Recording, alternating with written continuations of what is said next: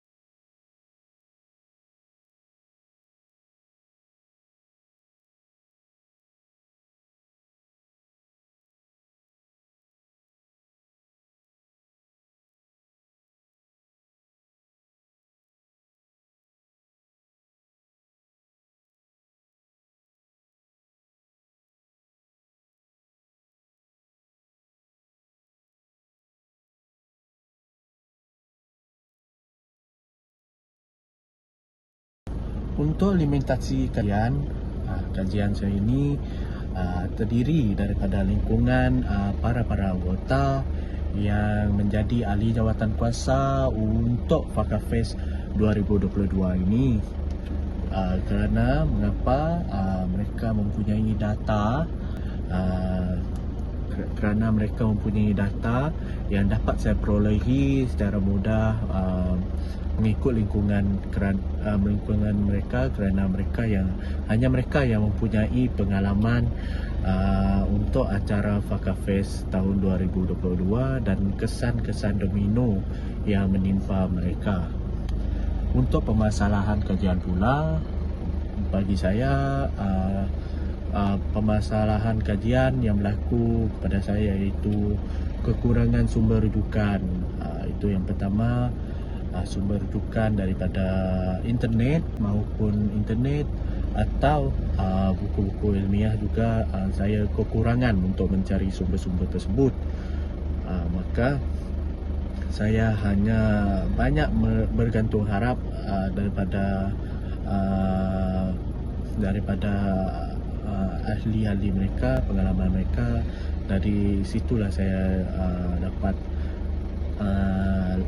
mendapat data daripada mereka. Yang seterusnya iaitu kawasan yang terlimitasi. Yang ini kerana kawasan yang saya buat tinjauan hanya terlimitasi dengan Unimas saja. Kerana pada masa itu Fakafest pada 2022 ini dilakukan secara online dan secara virtual saja dan bukannya secara fizikal.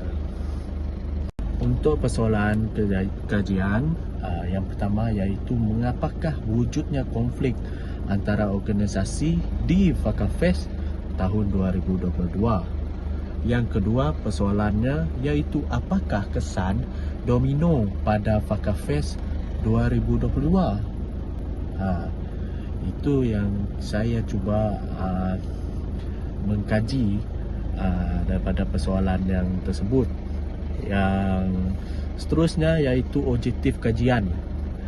Untuk persoalan kajian yang terkait dengan objektif kajian ini, untuk yang pertama iaitu objektif yang pertama mengetahui puncanya wujudnya berlaku konflik antara sepasukan, antara teammate mereka, antara kolik mereka, sepasukan seanggota di Fakafest 2022 ini.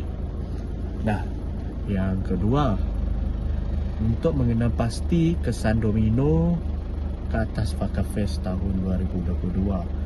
Kesan domino ini tidak semestinya kesan yang negatif. Ada kesan yang positif juga, kerana itulah saya ingin menelusuri dan mencari data daripada mereka.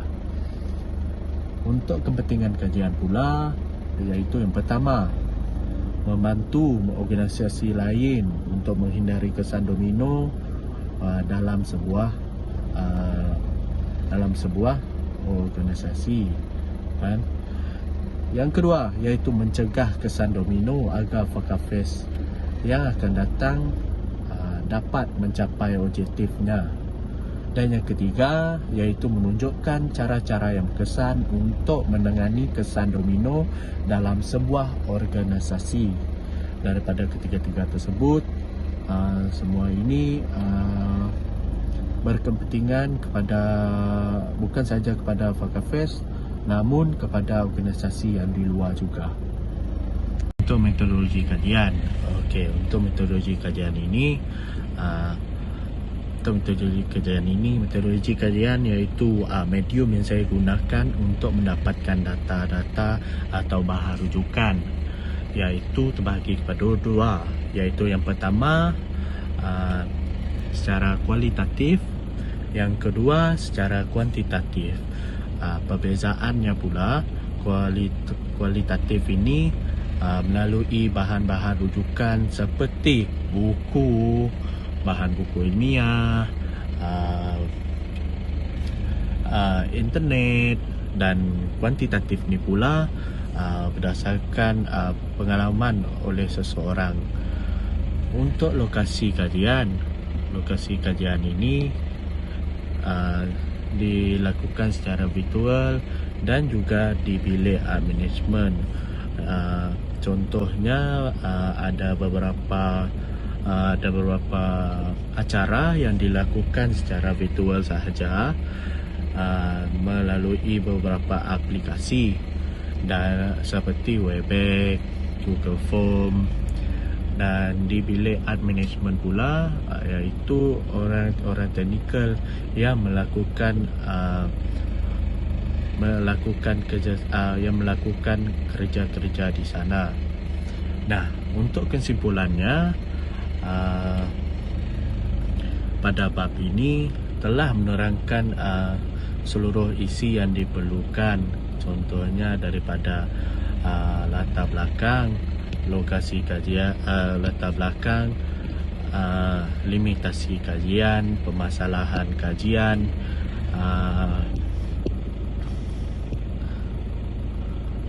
persoalan kajian, objektif kajian, kepentingan kajian, metodologi kajian, lokasi kajian juga. Sekian, itu saja untuk bab 1.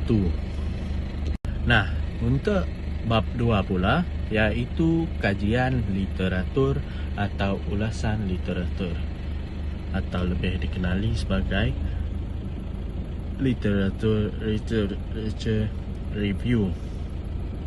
Kajian maksud literatur, kajian literatur ini iaitu ulasan maklumat yang diperolehi daripada sumber data, daripada sumber bahan rujukan yang telah diperolehi. Contoh-contoh daripada yang pertama iaitu kesan domino. Daripada sini saya telah mengetahui apa itu kesan domino. Dan yang kedua iaitu kesan domino yang menyebabkan kemalangan yang besar.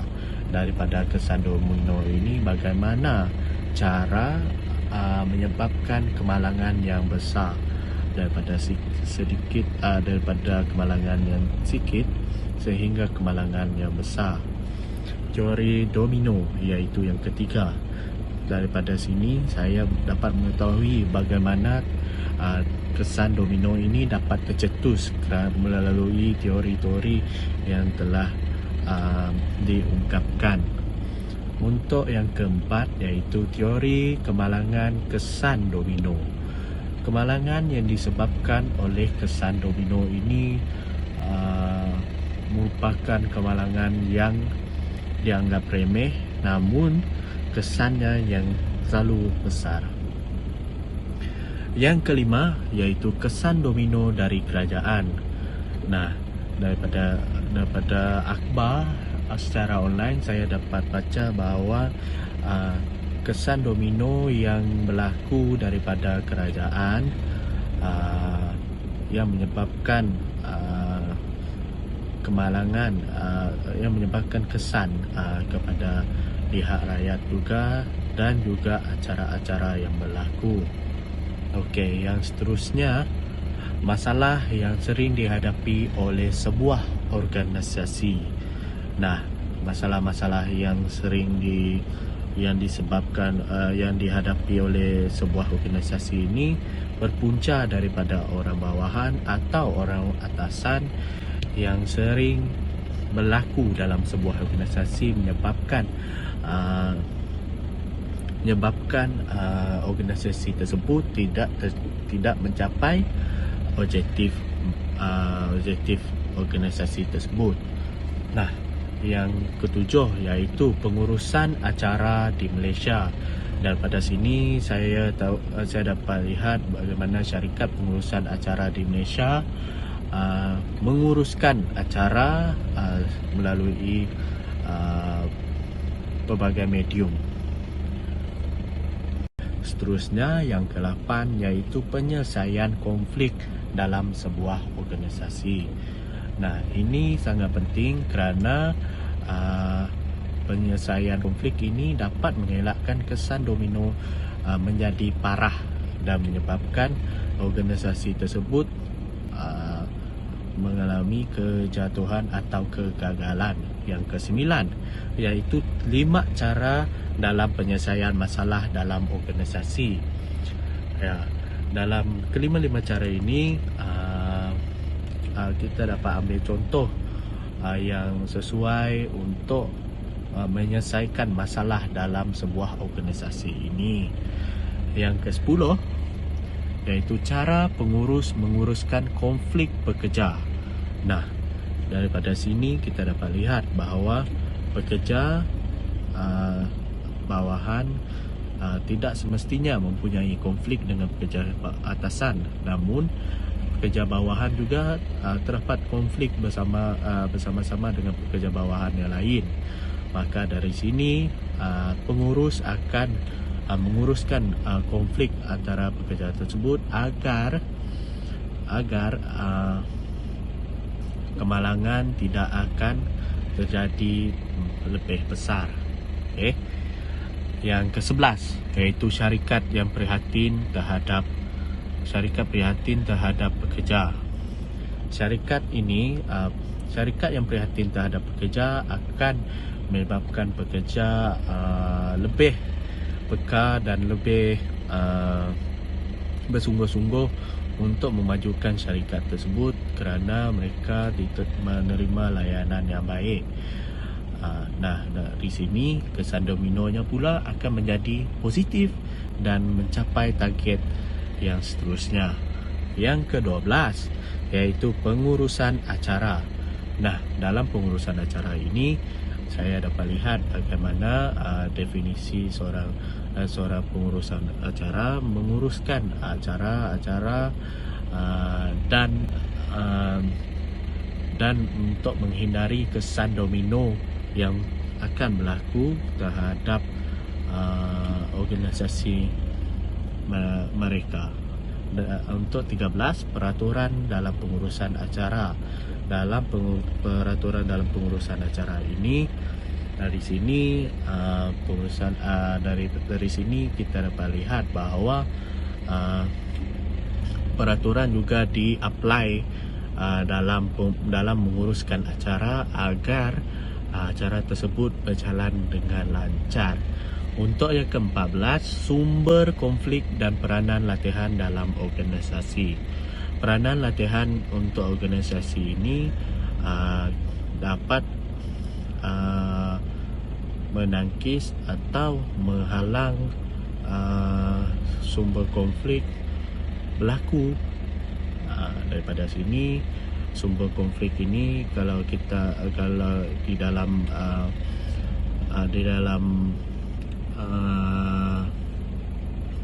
literatur ini, saya dapat lihat bagaimana mereka mereka melakukan latihan ini untuk mencegah sumber konflik agar berlakunya kesan domino ke atas organisasi mereka. Yang ke-15 iaitu keberkesanan pengurusan acara. Dalam ini kita dapat lihat bagaimana pengurusan acara ini dapat berkesan dan menjadikan acara tersebut lebih teliti dan sistematik. Untuk bab 3 ini sebagai pengenalan, metodologi merupakan set kaedah yang digunakan untuk menjalankan satu kajian ke atas subjek kajian yang tertentu sahaja. Nah, daripada sini metodologi kajian ini merupakan cara untuk saya menjalankan satu tesis ke atas tajuk saya, iaitu kesan domino ke atas Fakah Fest tahun 2022 ini, dan membantu memahami dengan lebih luas tentang pengaplikasian kaedah secara lebih khusus, serta merupakan cara penyidik agar kajian ini dapat dilaksanakan dengan lebih sistematik. Daripada sini saya dapat ketahui bahawa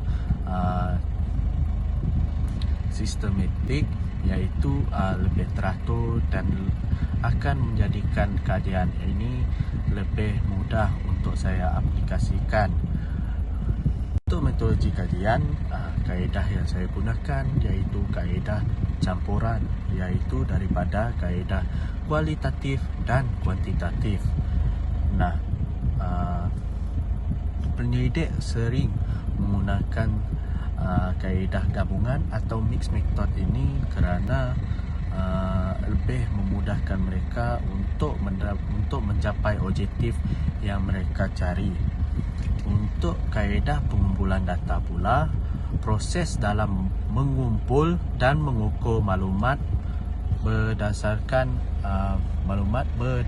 pemilih ubah disasarkan di dalam sebuah sistem yang sedia ada yang membolehkan mereka, iaitu para anggota atau responden ini, menjawab soalan yang relevan di dalam kaji selidik yang saya akan berikan secara borang dan menilai keputusan yang berkemungkinan. Untuk soal selidik, borang soal selidik ini adalah berbentuk adjektif dan mempunyai 3 bahagian, iaitu bahagian A, bahagian B dan bahagian C. Dalam ketiga-tiga bahagian ini, responden diminta untuk menjawab soal selidik ini yang diberikan secara fizikal atau secara Google Form sahaja. Nah, untuk yang seterusnya iaitu melakukan temu bual dengan responden tersebut. Daripada temu bual ini, pekaji akan bebas untuk merakam dan bertanyakan soalan yang berkaitan kepada responden mengikut tajuk kajian semasa temu bual ini. Dan yang ketiga iaitu melakukan pemerhatian melalui tinjauan dan juga lawatan ke lokasi kajian. Contohnya lokasi kejadian iaitu daripada Fakah Fest ini, contohnya di Universiti Sarawak, Malaysia. Saya akan membuat tinjauan dan lawatan ke lokasi-lokasi mereka melakukan Fakah Fest ini. Untuk sumber data pula,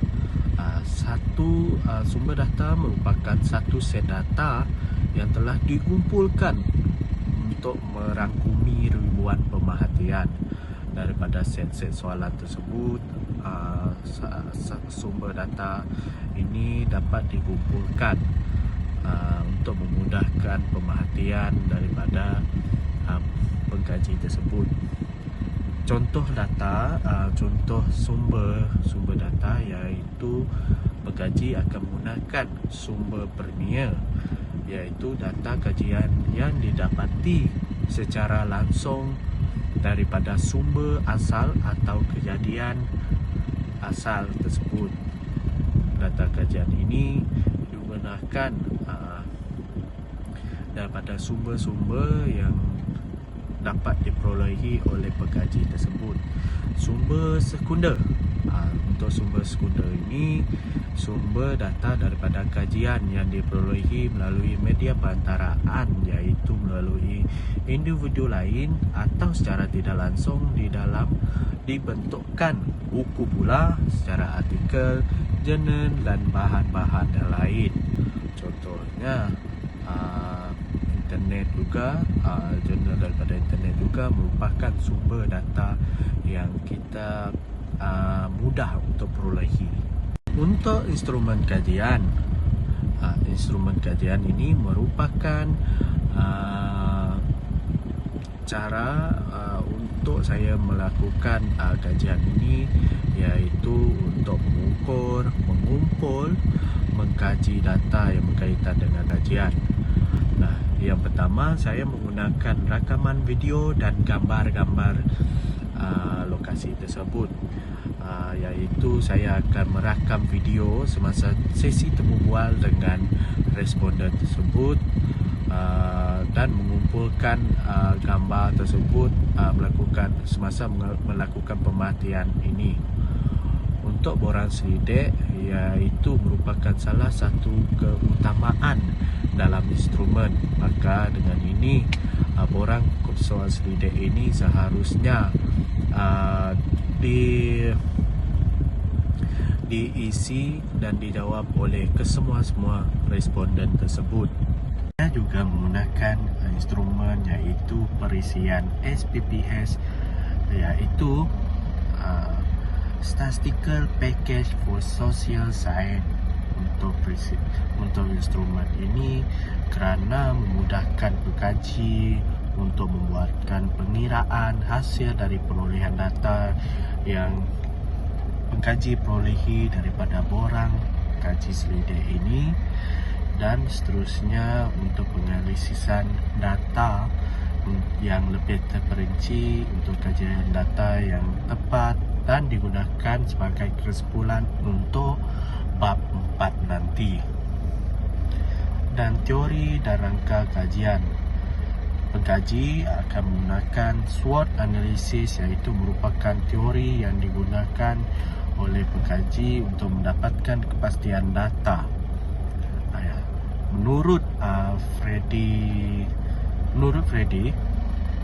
pada tahun 2013, SWOT analysis ini merupakan analisa pada logika yang dapat digunakan secara maksimal, kekuatan daripada secara maksimal kekuatan iaitu strength, dan peluang iaitu opportunity, namun secara tidak langsung ia juga dapat meneliminkan kelemahan iaitu weakness dan ancaman threats. Itu adalah maksud SWOT analysis, iaitu strengths, weakness, opportunity dan juga threats.